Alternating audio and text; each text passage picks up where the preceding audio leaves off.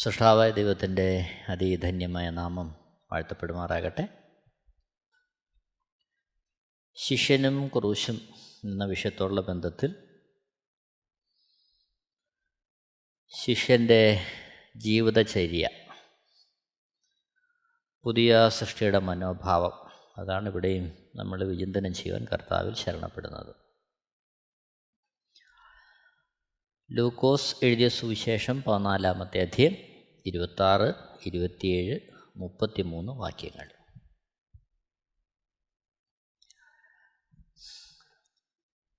ലൂക്കോസ് എഴുതിയ സുവിശേഷം 14-ാമത്തെ അധ്യായം 26, 27, 33 വാക്യങ്ങൾ. എൻ്റെ അടുക്കൽ വരികയും അപ്പനെയും അമ്മയെയും ഭാര്യയെയും മക്കളെയും സഹോദരന്മാരെയും സഹോദരികളെയും സ്വന്തം ജീവനെയും കൂടെ പകയ്ക്കാതിരിക്കുകയും ചെയ്യുന്നവന് എൻ്റെ ശിഷ്യനായിരിക്കാൻ കഴിയുകയില്ല. തൻ്റെ ക്രൂശെടുത്തുകൊണ്ട് എൻ്റെ പിന്നാലെ വരാത്തവനും എൻ്റെ ശിഷ്യനായിരിക്കാൻ കഴിയുകയില്ല. 33-ാമത്തെ വാക്യം. അങ്ങനെ തന്നെ നിങ്ങളിൽ ആരെങ്കിലും തനിക്കുള്ളതൊക്കെയും വിട്ടുപിരിയുന്നില്ല എങ്കിൽ അവന് എൻ്റെ ശിഷ്യനായിരിക്കാൻ കഴിയുകയില്ല.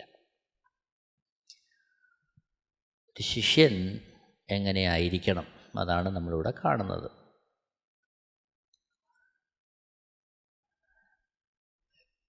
ഒരു ശിഷ്യനിലൂടെ യേശുക്രിസ്തു ജീവിക്കുക, അതാണ് കർത്താവ് ആഗ്രഹിക്കുന്നത്. ഗലാത്യലേഖനം 2-ാമത്തെ അധ്യായം 19-20 വാക്യങ്ങൾ. ഞാൻ ദൈവത്തിനായി ജീവിക്കേണ്ടതിന് ന്യായപ്രമാണ സംബന്ധമായി മരിച്ചു. 20-ാമത്തെ വാക്യം. ഞാൻ ക്രിസ്തുവിനോടുകൂടെ ക്രൂശിക്കപ്പെട്ടിരിക്കുന്നു. ഇനി ജീവിക്കുന്നത് ഞാനല്ല, ക്രിസ്തുവത്രേ എന്നിൽ ജീവിക്കുന്നു. ഇപ്പോൾ ഞാൻ ജഡത്തിൽ ജീവിക്കുന്നതോ എന്നെ സ്നേഹിച്ച് എനിക്ക് വേണ്ടി തന്നെത്താൻ ഏൽപ്പിച്ചു കൊടുത്ത ദൈവപുത്രങ്ങളുടെ വിശ്വാസത്താലത്രേ ജീവിക്കുന്നത്. ഇവിടെ പരിശുദ്ധാത്മാവ് വ്യക്തമാക്കുന്നത്, നാം ക്രൂശിക്കപ്പെട്ടു, ഇനി ക്രിസ്തു നമ്മിലൂടെ ജീവിക്കുക, എന്നിലൂടെ ജീവിക്കുക. അവിടെയാണ് നമ്മെ പരിശുദ്ധാത്മാവിനാൽ വിലയ്ക്ക് വാങ്ങി നമ്മിൽ പരിശുദ്ധാത്മാവ് വസിക്കുന്നു. ദൈവത്തിൻ്റെ ദാനമായി നമ്മിലിരിക്കുന്ന പരിശുദ്ധാത്മാവിൻ്റെ മന്ദിരമാകുന്നു നമ്മുടെ ശരീരമെന്നും നമ്മളെ വിലയ്ക്ക് വാങ്ങിയിരിക്കാൻ നാം തന്തങ്ങൾക്കുള്ളവരല്ല എന്നും അറിയുന്നില്ലയോ? അപ്പോൾ നമ്മെ ദൈവം യേശുക്രിസ്തുവിൻ്റെ രക്തത്താൽ നമ്മെ വിലയ്ക്ക് വാങ്ങി പരിശുദ്ധാത്മാവിന് വസിക്കുവാനുള്ള മന്ദിരമാക്കി നമ്മെ മാറ്റി.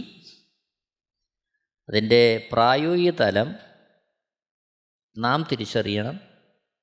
ഞാൻ ക്രൂശിക്കപ്പെട്ടു, ക്രിസ്തു എന്നിലൂടെ ജീവിക്കുന്നു.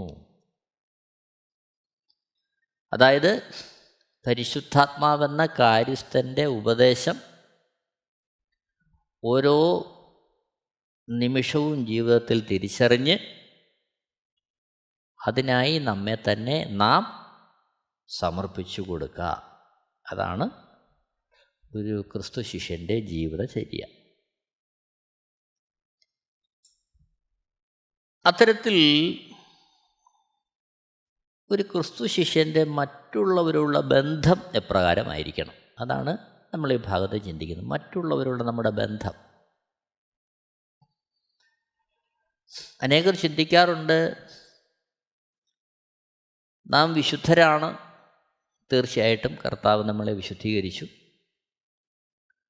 അതുകൊണ്ട് ഇനി മറ്റുള്ളവരോടൊന്നും യാതൊരു ബന്ധവും പാടില്ല, മറ്റുള്ളവരോട് നമ്മൾ ഇടപെട്ടാൽ നമ്മുടെ വിശുദ്ധി നഷ്ടപ്പെടും എന്നൊക്കെ ചിന്തിക്കുന്നവരുണ്ട്. ഒരു പരിധിവരെ അത് സൂക്ഷിക്കേണ്ട കാര്യമാണ്. എന്നാൽ തിരുവെഴുത്ത് നമ്മെക്കുറിച്ച് എന്താണ് ആഗ്രഹിക്കുന്നത്? പരിശുദ്ധാത്മാവ് എന്താണ് നമ്മെക്കുറിച്ച് ആഗ്രഹിക്കുന്നത്? അത് തിരിച്ചറിഞ്ഞ് മുന്നോട്ട് പോവുക. അതാണ് നമ്മുടെ ജീവിതത്തിൽ ഏറ്റവും ആവശ്യമായിരിക്കുന്നത്. മറ്റുള്ളവർ ഒരു തരത്തിലും സഹകരിക്കപ്പെടേണ്ടവരല്ല എന്ന ചിന്ത നമ്മളിൽ ഒരിക്കലും ഉണ്ടാകരുത്. മത്തായി സുവിശേഷം 5-ാമത്തെ അധ്യായം 43 മുതൽ 48 വരെയുള്ള വാക്യങ്ങൾ വായിക്കുമ്പോൾ, മത്തായി സുവിശേഷം 5-ാമത്തെ അധ്യായം 43 മുതൽ 48 വരെ. 43-ാമത്തെ വാക്യം: കൂട്ടുകാരനെ സ്നേഹിക്ക എന്നും ശത്രുവിനെ പകയ്ക്ക എന്നും അരുളി ചെയ്തത് നിങ്ങൾ കേട്ടിട്ടുണ്ടല്ലോ. 44-ാമത്തെ വാക്യം: ഞാനോ നിങ്ങളോട് പറയുന്നത്, നിങ്ങളുടെ ശത്രുക്കളെ സ്നേഹിപ്പിൻ, നിങ്ങളെ ഉപദ്രവിക്കുന്നവർക്ക് വേണ്ടി പ്രാർത്ഥിപ്പിൻ. 45-ാമത്തെ വാക്യം: സ്വർഗസ്ഥനായ നിങ്ങളുടെ പിതാവിന് പുത്രന്മാരായി തീരേണ്ടതിന് തന്നെ. 48-ാമത്തെ വാക്യത്തിലേക്ക് വരുമ്പോൾ, ആകയാൽ നിങ്ങളുടെ സ്വർഗീയ പിതാവ് സൽഗുണപൂർണനായിരിക്കുന്നത് പോലെ നിങ്ങളും സൽഗുണപൂർണരാകുവിൻ. അപ്പോൾ ഒരു ക്രിസ്തു ശിഷ്യനെ സംബന്ധിച്ച് ഒരു മനുഷ്യനും അവന് ശത്രുവല്ല. മറ്റുള്ളവരുടെ ബന്ധത്തിൽ നാം എപ്പോഴും തിരിച്ചറിയേണ്ടത്, ഒരു മനുഷ്യനും നമ്മുടെ ശത്രുവല്ല. ഒരു വേള നമ്മളെ ഉപദ്രവിക്കുന്നവർ കാണും, പലതരത്തിൽ നമ്മളെ പ്രതിരോധിക്കാൻ ശ്രമിക്കുന്നവർ കാണും. പക്ഷേ ഒരു ക്രിസ്തു ശിഷ്യൻ തിരിച്ചറിയേണ്ട പരമപ്രധാനമായ വസ്തുത, അവൻ്റെ ശത്രു പിശാചാണ്. ആ പിശാച് മറ്റുള്ളവരെ അവനെതിരായിട്ട് ഉപയോഗിക്കുന്നു. വ്യക്തികൾ കേവലം അവനാൽ നിയന്ത്രിക്കപ്പെടുന്നു എന്നുള്ള തിരിച്ചറിവ് നമുക്കെപ്പോഴും ആവശ്യമാണ്. അതുകൊണ്ടാണ് വ്യക്തിപരമായി നമ്മളെ ഉപദ്രവിക്കുന്നവരോടും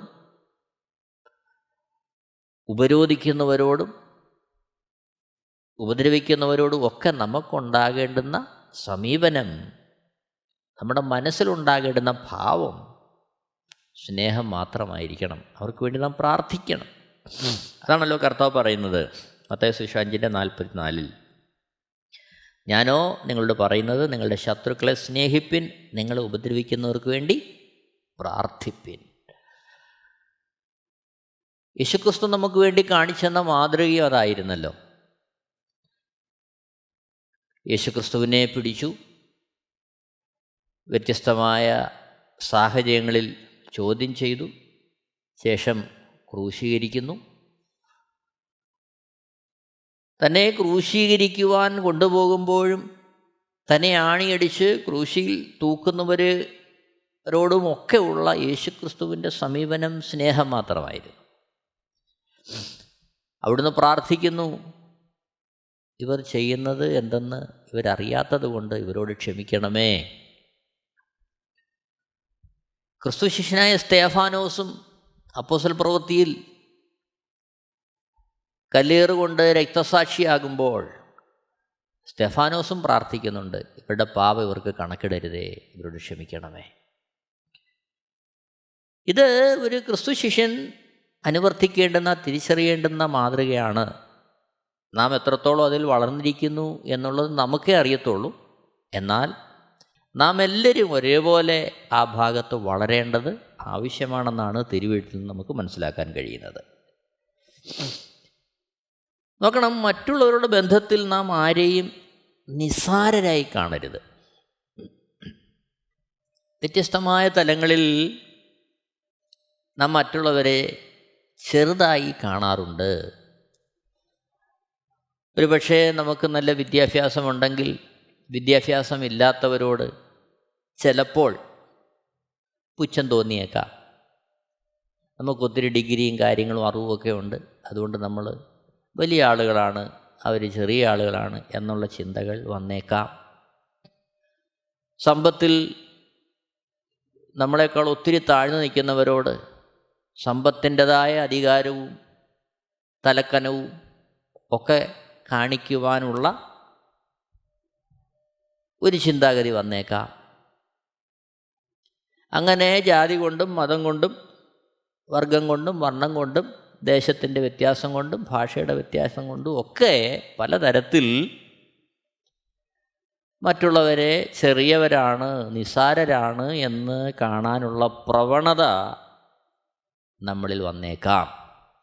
ഇത് നമ്മൾ വളരെ സൂക്ഷിക്കേണ്ടുന്ന കാര്യമാണ്. ദൈവം ഇത് അങ്ങേയറ്റം വെറുക്കുന്ന ഒരു കാര്യമാണെന്ന് നമ്മൾ മറന്നു പോകരുത്. വളരെ ഗൗരവത്തോടെ നമ്മൾ കാണണം. വിശേഷാൽ രക്ഷിക്കപ്പെട്ടു എന്ന് സ്വയം അഭിമാനിക്കുന്ന ദൈവമക്കളിൽ പോലും സ്ഥാനത്തിനും മാനത്തിനും അധികാരത്തിനും ഒക്കെ വേണ്ടി പണവും ജാതിയും മതവും വിദ്യാഭ്യാസവും ഒക്കെ എടുത്തുപയോഗിക്കപ്പെടുന്നത് പലപ്പോഴും വേദനയോടെ നമ്മൾ കാണാറുണ്ട്.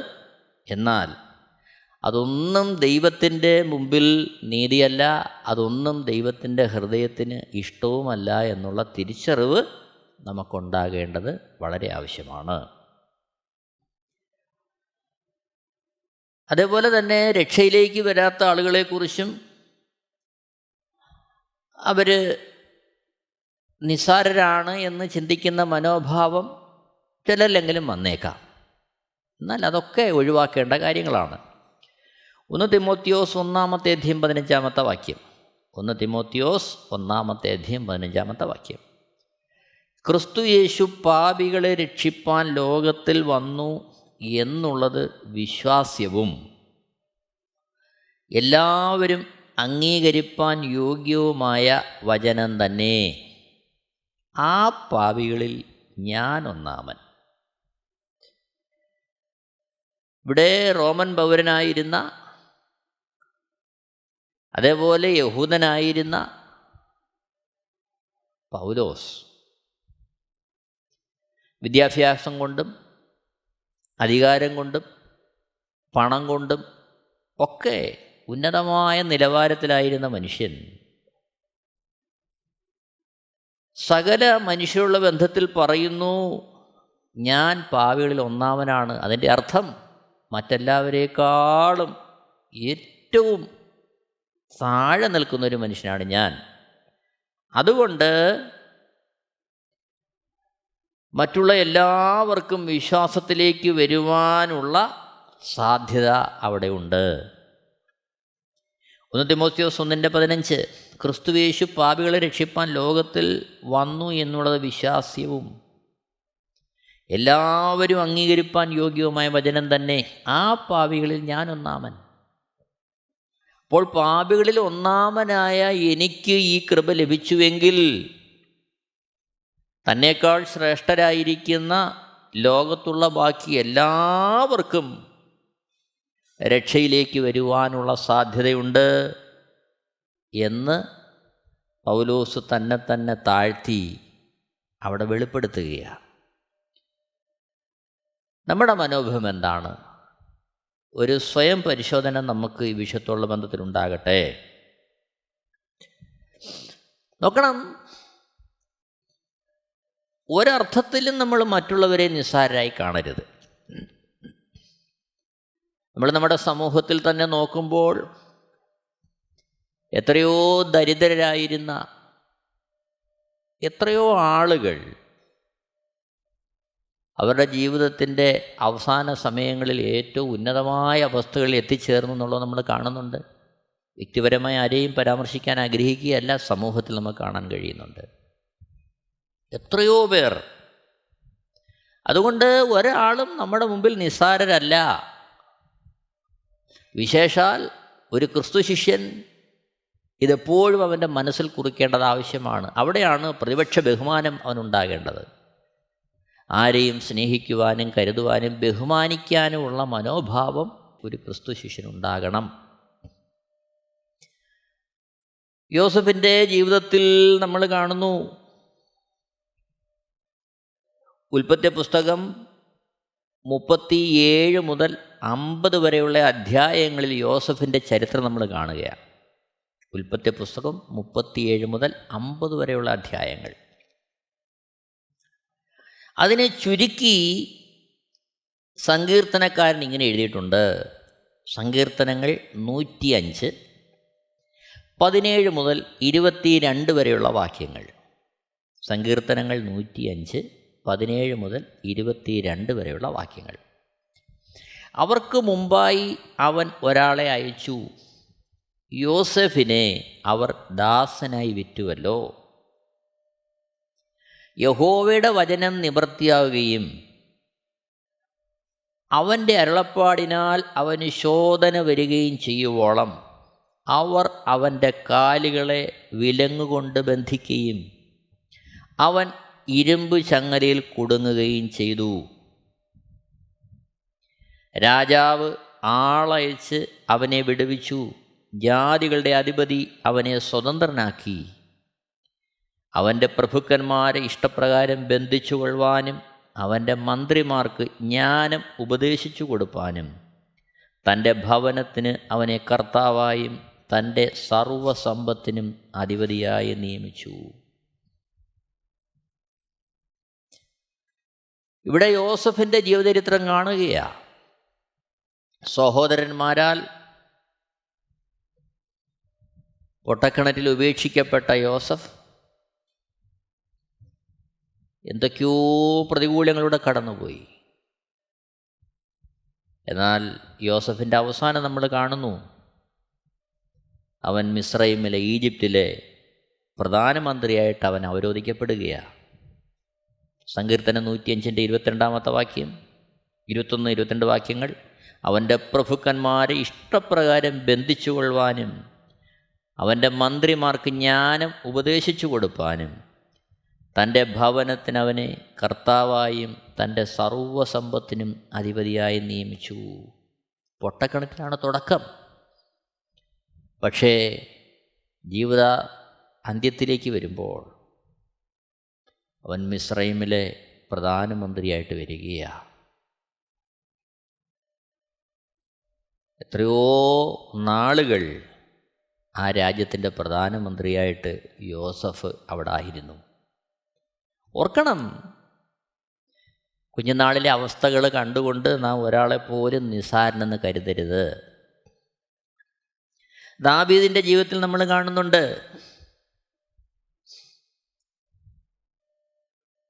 ദാവീദിൻ്റെ ഭവനത്തിൽ ഇസ്രായേലിൻ്റെ രാജാവിനെ അഭിഷേകം ചെയ്യുവാൻ ശമൂവേൽ പ്രവാചകൻ എത്തുമ്പോൾ ആ വീട്ടിൽ ദാവീദില്ല. കാരണം മാതാപിതാക്കളുടെ നോട്ടത്തിൽ ഇസ്രായേലിൻ്റെ രാജാവാകുവാൻ ദാവീദ് യോഗ്യനല്ല.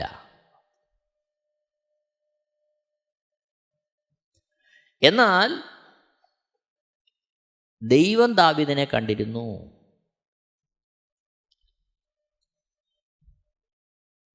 സങ്കീർത്തനങ്ങൾ 27 അതിൻ്റെ 10 വാക്യത്തിൽ നാം കാണുന്നു. സങ്കീർത്തനങ്ങൾ 27:10. എൻ്റെ അപ്പനും അമ്മയും എന്നെ ഉപേക്ഷിച്ചിരിക്കുന്നു, എങ്കിലും യഹോവ എന്നെ ചേർത്തുകൊള്ളും. ദാവീദിൻ്റെ അനുഭവമാണ്. കേവലം രാജസ്ഥാനത്തേക്ക് ദാവീദ് കൊള്ളാവുന്നവനല്ല എന്ന് മാതാപിതാക്കൾ പോലും ചിന്തിച്ച സ്ഥാനത്ത്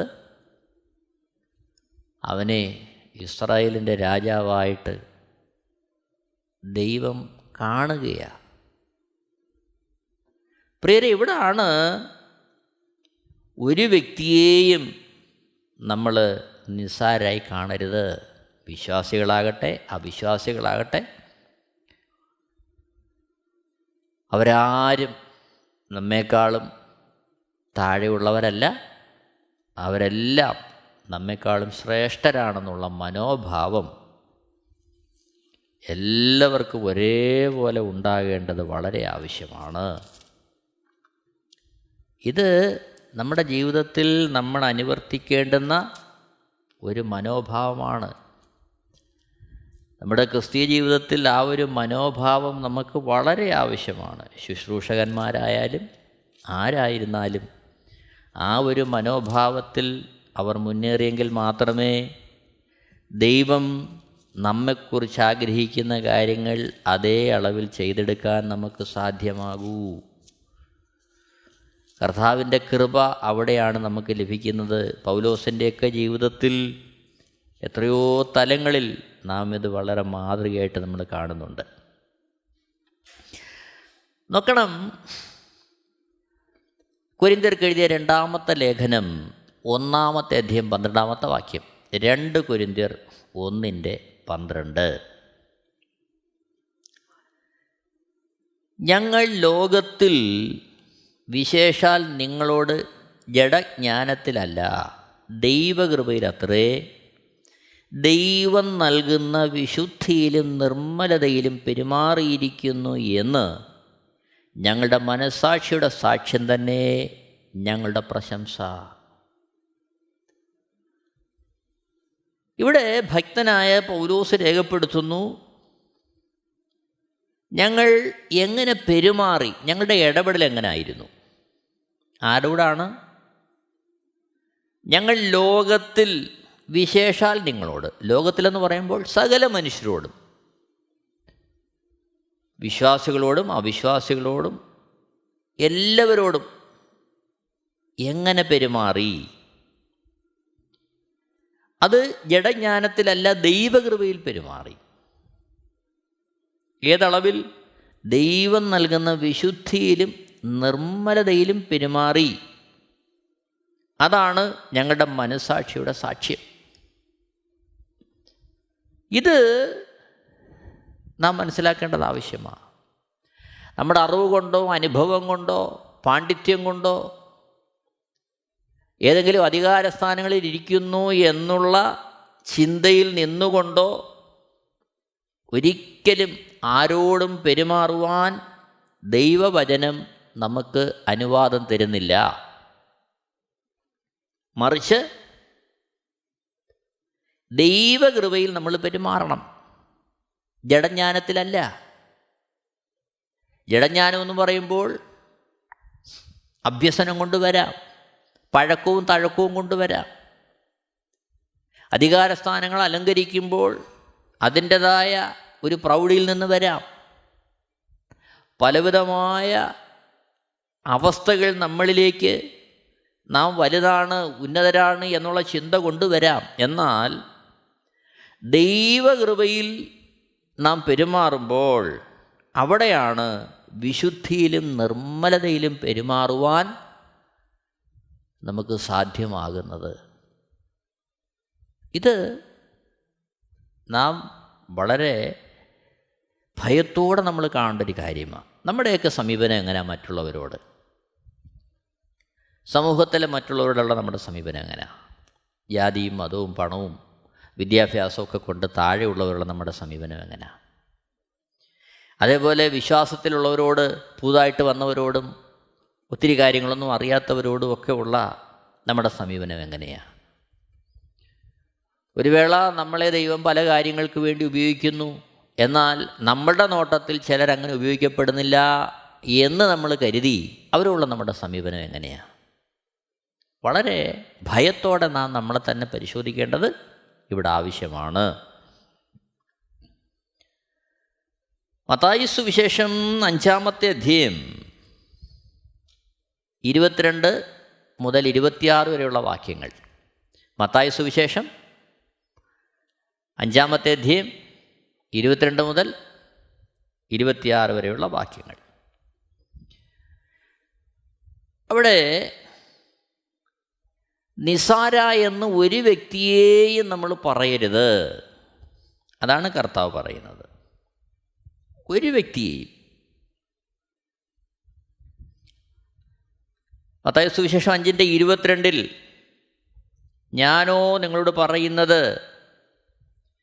സഹോദരനോട് നിസാര എന്ന് പറഞ്ഞാലോ ന്യായാധിപ സഭയുടെ മുമ്പിൽ നിൽക്കേണ്ടി വരും. മൂഢ എന്ന് പറഞ്ഞാലോ അഗ്നി നരകത്തിന് യോഗ്യനാകും. 23 മുതൽ 26 വരെയുള്ള വാക്യങ്ങൾ വായിക്കുമ്പോൾ അങ്ങനെ എന്തെങ്കിലും ചിന്തയോ ഇടപെടലോ നമ്മിൽ നിന്ന് വന്നിട്ടുണ്ട് എങ്കിൽ